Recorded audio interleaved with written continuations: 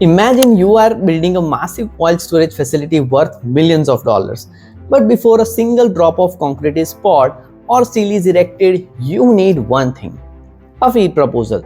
But what is it and why it is so important? So today, let me as a structural engineer walk you through the basics in simple and beginner friendly way. So let's start with the term you'll all hear all the time, that is technical proposal. See, this is a formal document that an engineering company submits to a client explaining how they plan to handle a project.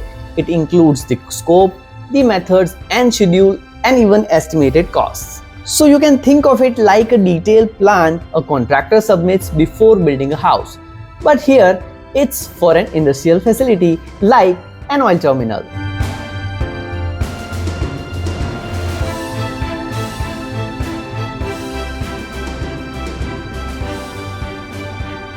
Now comes the star of the show, FEED, that stands for Front-End Engineering Design, and it's a crucial design phase that happens before the actual construction begins. See, in this phase, engineers work out the basic layout, design parameters, safety requirements, and equipment details. Why?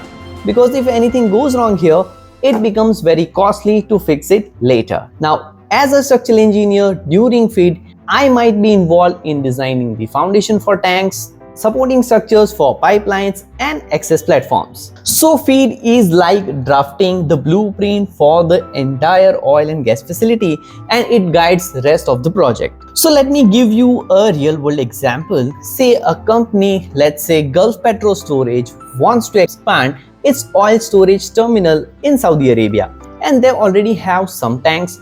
But now they want to add more tanks to increase the capacity by, let's say, 2 lakh cubic meters. So they hire an engineering firm, let's call it Technova Engineering.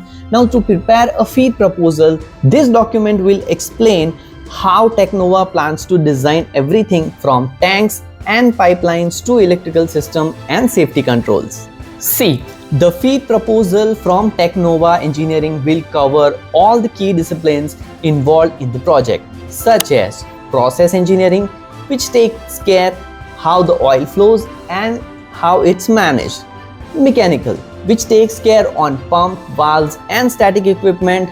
The third discipline is piping, so it takes care on design of pipe routes and connections. Civil and structural, so they will take care on the foundation, tank port walls, buildings and all the structural stability requirements. The electrical team, basically this discipline works on the power distribution, lighting, and the last one is instrumentation and control. So basically they will work on automation and safety controls. Now you might think why this is important for the client. For example, Gulf Petro in our case, right? See, because a well done FEED phase helps them in many ways. It reduces the construction errors, minimizes the cost overruns, helps with the clear budgeting and scheduling. It improves the safety and compliance. And once the FEED is approved, it forms the basis for tendering the EPC phase, where actual construction happens. Now, zooming into my role as a structural engineer, during FEED, I mainly focus on designing. So basically designing tank foundations, considering the soil capacity and seismic loads, pipe racks and supports, making sure pipes are safely routed,